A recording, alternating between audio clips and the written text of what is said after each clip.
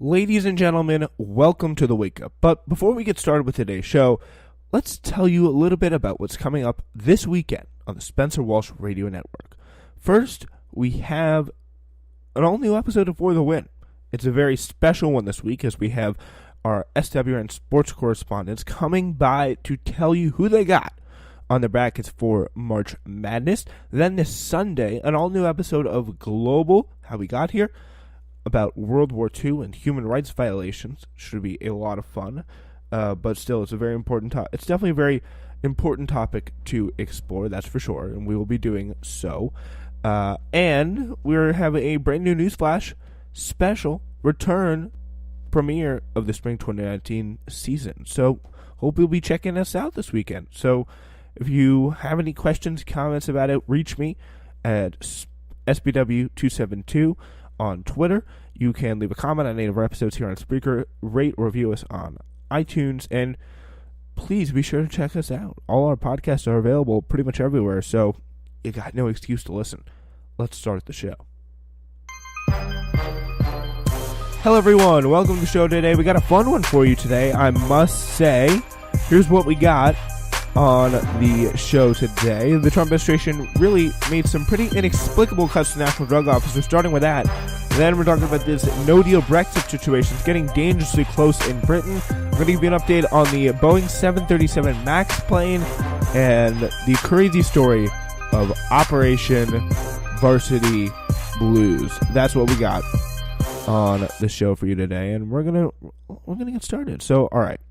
So yeah, that's what we got. So, but first, before any of that, while you were sleeping, Governor Gavin Newsom last night issued a moratorium on the death penalty, calling it discriminatory and immoral, giving reprieves to the 737 condemned inmates on the nation's largest death row, says San Francisco Chronicle's Bob Egelko and Alexei Koseff, saying, quote, "I do not believe a civilized society can claim to be a leader in the world as long as its government continues to sanction the premeditated and discriminatory execution of its people," Newsom said in a statement. So that is it's a very interesting take and good to see from Gavin Newsom of California, so credit to him. So every year since taking office, President Trump has proposed the office charged with coordinating the response to the nation's proposed gutting, frankly, nation's charged with coordinating the response to the opioid crisis. His 2020 budget is no different. It seeks to slash the Office of National Drug Control Policy by 95%, even as a record 70,000 people died from overdose in 2017. It seems like a budget you should be adding 95% to in 2017. And again, this is a guy who supposedly thinks, it's a national health emergency. Like, what? Why? I don't get it. Trump has proposed moving two major grant programs out of the ONDCP and sharp cuts to Medicaid, the core program providing health care for people suffering from substance abuse disorder. So, I mean, it really looks like Trump doesn't seem to care about these people because everything he's doing is making it harder for them to get treatment. Everything he's doing in this budget can make it hard for them to get treatment. Like, everything he's cutting Medicaid, he's cutting the Office of National Drug Control Policy. Like, he doesn't seem to be taking a very proactive response on this. He's declared it a national emergency and then literally done nothing about it. It's very weird to tell kind of whose side he's on this front. So yeah, overall, Trump's budget proposes slashing prevention efforts by 5% across agencies and increasing interdiction efforts. The budget plan proposes some new funding to fight the opioid crisis, though, including $245 million in 10 years to, quote, let states extend Medicaid coverage for pregnant women with substance use disorder to 1 year postpartum. Last year, his budget plan called for an initial $7 billion in 2019. This year's budget proposal drops that request with no explanation as to why that's no longer necessary. And, I mean, there's no death rates to prove it. Congress has consistently rejected proposals to dismantle the ONDCP, and lawmakers have argued that moving major grant programs like the high-intensity drug trafficking areas and the drug-free communities grants to the DOJ and Health and Human Services would deprioritize them. So, yeah, Trump's latest drug czar, Jim Carroll, told lawmakers last year during his confirmation hearing that he would have pounded on the table to keep HIDTA at ONDCP. So, the Office of National Drug Control Policy. And that's HIDTA, remember, is the High Intensity Drug Trafficking Areas Grant. So it's pretty confusing. So yeah, last week, however, Carroll declined to say whether he still supports keeping those two grants under the office. So that's very interesting. Once again, Team Trump has proven they only care about whether people think they're trying to end the opioid crisis. A former government official who's working on opioids issue under Trump told Power Up of the Washington Post, it's a real letdown for people who are counting on President Trump to actually help with the struggling opioid situation. And yeah, it's a great way of putting it there from that guy. Team Trump.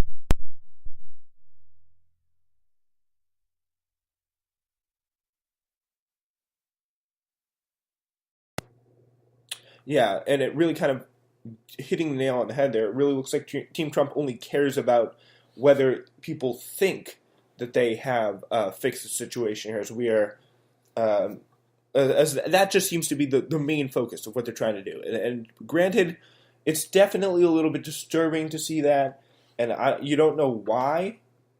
You don't know why it's happening, but what you do know is it's very disturbing for those people out there. There's so many things we need to do again to stop the opioid crisis and just stop it from getting any worse. But it's going to be very tough. So the Post is out this morning with an investigation on the failure of the Obama administration, though, as well, to contain the fentanyl crisis. The administration considered a request in May 2016 by 11 public health officials urging the administration to declare a national emergency to train laser-like folks on the deadly synthetic drug, but they did not do it. Apparently less likely to declare a national emergency than maybe they should have, unlike this current administration. But there you go. It is definitely a different time. I think we can all agree to that front. So yeah. We now turn from that to Brexit right now, where British lawmakers still haven't been able to reach an agreement on how to leave the European Union. 3 years after the original Brexit vote and 2 weeks before the deadline for leaving the European Union on schedule, the British Parliament rejected Prime Minister Theresa May's tweaked Brexit deal. Last-minute negotiations with the EU were not enough to secure the support of hardliners from the Prime Minister's own Conservative Party, with 75 Tories voting against their leader. So right now, pretty much, it's Theresa May keeps proposing a compromise. The people on the left don't like it because it doesn't give enough to them, and the people on the right even don't like it because it doesn't give enough to them. They're worried about this Irish backstop issue, not breaking up away from the EU clean enough, still having some lingering ties to the damn EU. We can't have it. That's pretty much how it is. They're saying we can have it, and the left is saying we need a second referendum. This is also what they're saying. So it just kind of gives you the idea of the incredible polarization, really, that is taking place in the UK right now. Does that sound familiar? I don't know. The next steps are that Parliament will vote Wednesday on whether to leave the EU on schedule on March 29th without a deal, a scenario that could have economic havoc for Britain and to a lesser degree Europe. So that is that's going to be a big vote. Parliament, no deal or deal, and that is going to be a very, very, very big mistake, I think, if they decide to do it with no deal, because just the things that are going to happen, there'd be like ports backed up, possibly lack of supplies going into Britain. I'm talking about food, medicine, because everything's going to have to be come through and vetted, because there's no free movement of goods now that they're not in the European Union. If they do leave with no deal, and they could still figure out if they did leave with a deal, they could delay it, they could come up with a last-minute deal, or they could do no deal, among some other things, including having Theresa May resign and there be a new election. But yeah, they have to decide before any of that. They have to decide what to do for Brexit first. So that is pretty much how it works. Boris Johnson, the leading Brexiteer and the former British Foreign Secretary, continued to push for a no-deal Brexit, calling the only safe path to self-respect. So safe path, sure is the safe path to devastation. Some people are saying, well, we went through World War One and World War Two together. We'll do it again together. And yeah, so that's pretty much where the Brexiteers' heads are at this point. So however, May and European Commissioner President Jean-Claude Juncker appear to have reached their limits on negotiated out. Jean-Claude Juncker said there will be no new negotiations. Juncker told reporters after meeting with May in Strasbourg on Monday night, signaling the EU was done with the talks, saying, quote, May also said, quote, I express profound regret the decision the House has taken tonight. Let me be clear, voting against leaving without a deal and foreign extensions does not solve the problems we face, and the EU will want to know what use we mean to make out of such an extension, and this House will have to answer that question. And, I mean, she's right about that. The question is, what happens to May here? Labour Party leader Jeremy Corbyn said the May had run down the clock and that the deal was dead, and conservative politician Charles Walker told BBC that he believed there would be a general election within a matter of days or weeks if May's deal was rejected. So the question is, and the way it works in Britain, if you don't know, is there could be a general election called at any time, and they just kind of have to deal with it if their party fails to get a consensus on a key issue, which is really what this is. So now that there's a very good chance that we could have a Jeremy Corbyn government soon. That'd be very interesting, or maybe even a new Tory leader taking us in, because Theresa May has failed, and that's what could be next. So the question is, ominous sign of things to come. Change in Britain. But I played that by accident. Full disclosure. Much of the set and the last minute ringing over Mrs. May's deal revolves around the so-called backstop. Both sides have committed to avoiding the return of a hard border, physical checks to infrastructure between Northern Ireland or Republic of Ireland, and that obviously could create violence and stuff like that.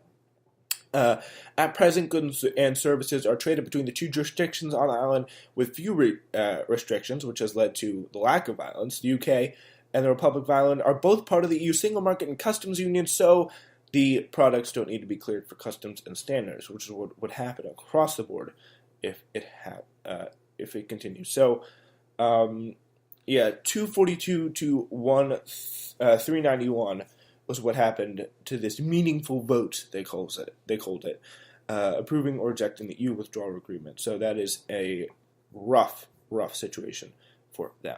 All right, we're going to talk about the Boeing 737 MAX flights in just 45 seconds. Stay with us.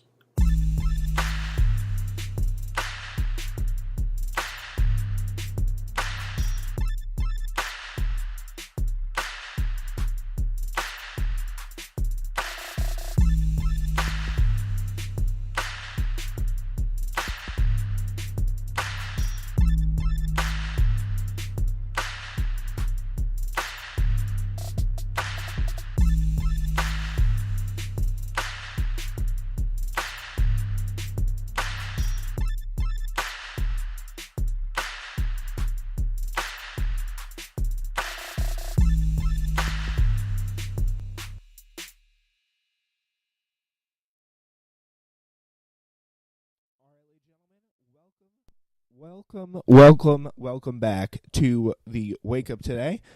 Sorry, I had a little bit of technical difficulties there, but we are back in it, and we got a MAX to talk about. We're taking it to the MAX. All right, so really the Federal Aviation Administration announced last night that the Boeing 737 MAX 8 can continue to fly, actually. This surprised a lot of people, even as at least 10 other countries around the world have grounded the plane that has killed over 300 people. At this moment. So thus far, our review shows no systematic performance issues and provides no basis for grounding the aircraft, says FAA Administrator Daniel Elwell in a statement.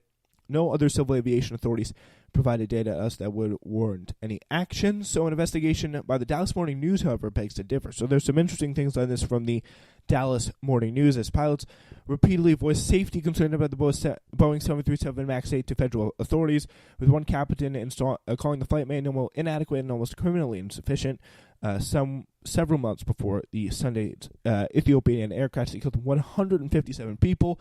Many of that crash is, again, the main reason why they are possibly pushing to stop this plane, the 737 MAX 8, from flying. Carrie Aspinwall, Ariana Georgie, and